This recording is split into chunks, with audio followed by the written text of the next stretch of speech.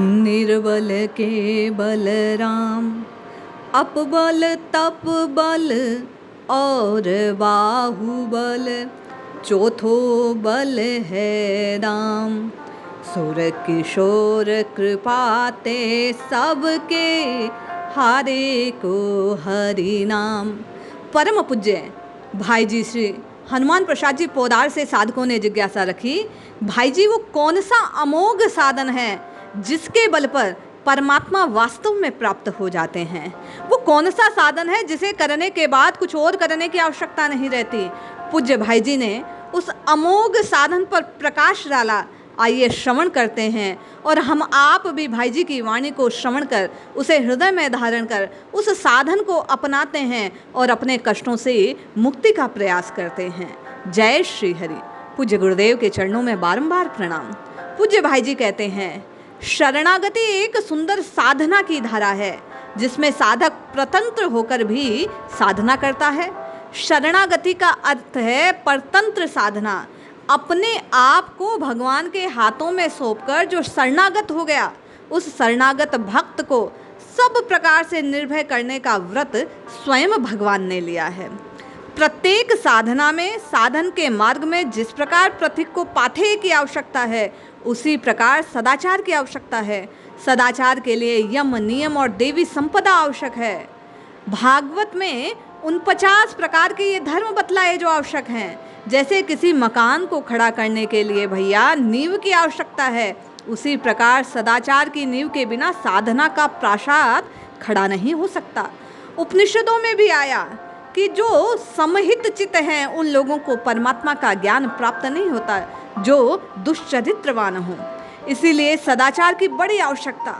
इसके साथ साथ एक विलक्षण वस्तु और भी है जो नींव में लगा देती है और महल को उठा देती है, उसकी रक्षा करती है। वह है भगवान की कृपा। भगवत कृपा का अवलंबन लेकर सच्चे हृदय से कृपा का आश्रय करे तो असमर्थ से सामर्थ्यवान भगवान, निर्बल के बल भगवान हैं। वे सहज हमारी निर्बलता, हमारा असामर्थ्य, हमारा अपौरुष, हमारी कुलुषित वृत्तियों का समापन सहज में कर देते हैं। हमारे सारे कार्यों को अपने बल पर सुसंपन्न कर देते हैं, सफल कर देते हैं। परंतु भगवान की कृपा का आश्रय अधूरा ना हो, ये एक बात प्रत्येक साधक को ध्यान रखनी चाहिए।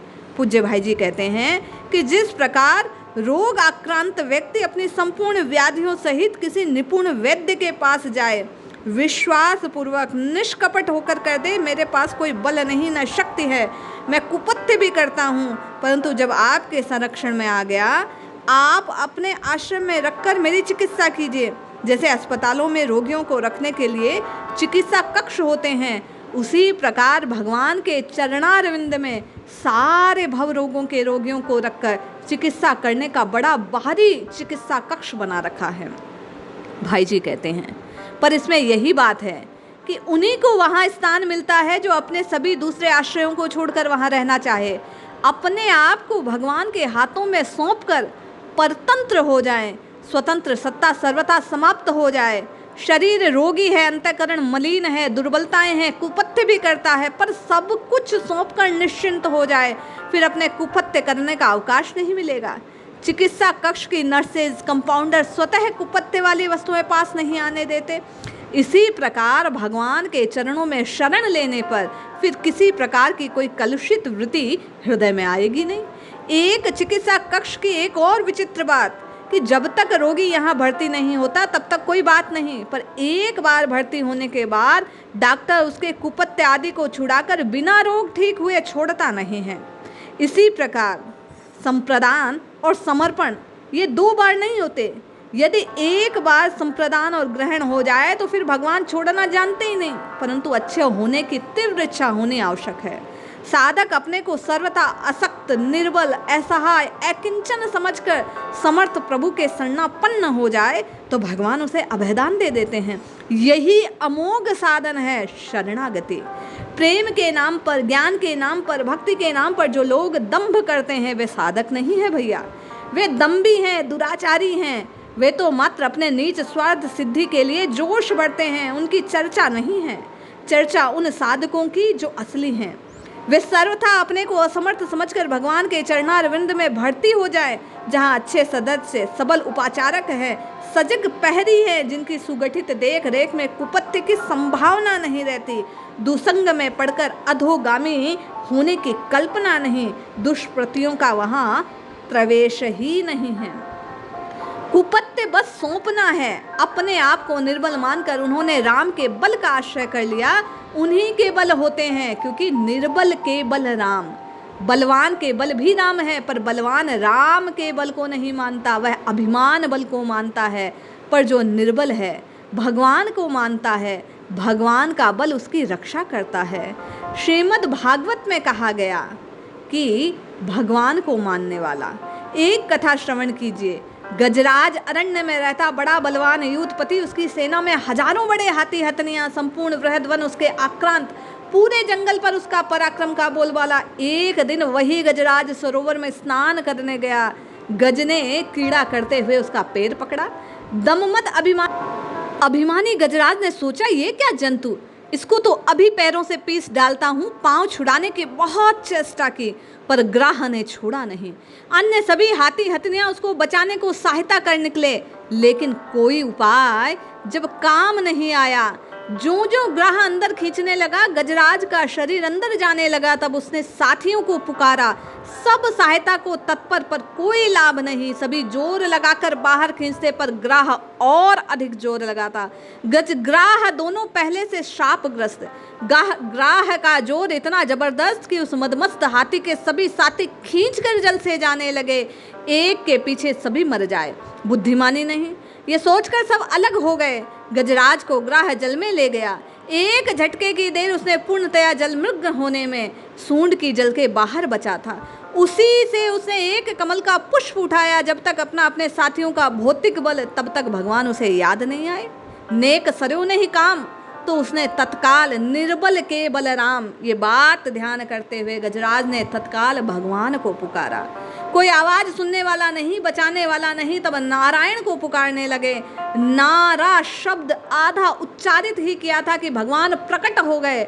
आए आधे नाम, क्यों? क्योंकि निर्बल के बलराम आ गए शरणागत को बचाने के लिए। इसलिए अमोघ साधन केवल और केवल हरि का नाम। पूज्य भाई जी कहते हैं, इसी प्रकार द्रौपदी का दृष्टांत है। द्रुपद सुता निर्बल भई, तादिन तज आए निज धाम। दुशासन की भुजा चकित भई, बसन रूप भय श्याम। दुष्ट दुशासन, जिसको भुजाओं में 10,000 हाथियों का बल, राज रानी द्रौपदी के केशों को पकड़ दरबार में लाया। अत्यंत क्रूर हृदय दुशासन उस द्रौपदी को लज्जाए हरण करने के तत्पर, कोई छुड़ाने वाला नहीं। बेचारी करे क्या?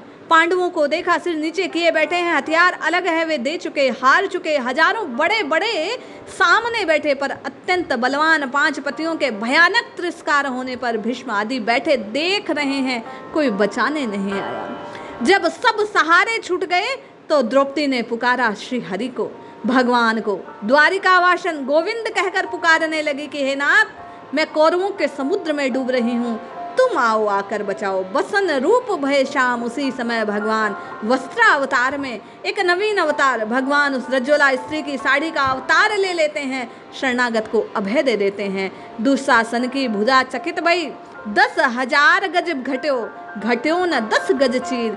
ऐसी अद्भुत कृपा होती है भगवान की शरणागत के प्रति। जब अपने बल, जब तप बल, अपबल, बाहुबल, दाम बल सब छूट जाते हैं, केवल निर्बल होकर भगवान को पुकारा जाता है। भगवान का आश्रय, भगवान का नाम केवल जो द्रौपदी ने पुकारा, उसी से भगवान आ गए। इसी प्रकार जब मनुष्य घबराता है, पापों से, बुरे स्वभाव से रोता है, छूटने के लिए सबल भगवान पर विश्वास करता है, उनकी कृपा का विश्वास करता है, उनके चरणों में गिर पड़े, जिस अवस्था में, उसी अवस्था में पड़ा वहीं से विश्वास पूर्वक हे नाथ बचाओ, हे नाथ आप ही बचा सकते हैं, हे नाथ मैं आपके शरणागत हूँ।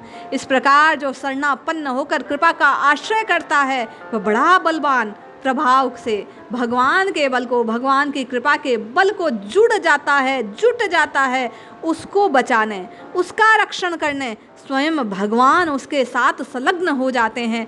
किसी की रक्षा तो अनहोनी कर देते हैं, किसी का भला आज तक कनिष्ठ की अंगुली का भी अहित नहीं हुआ।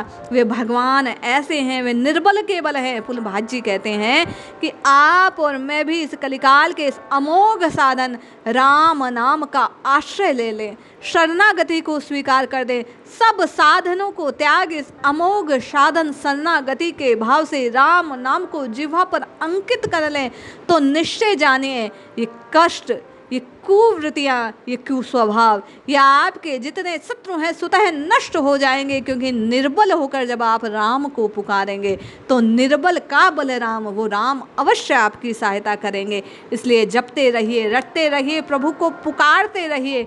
निश्चित जानिए ये हरि का नाम आपका कल्याण करने वाला है। जय श्री हरि।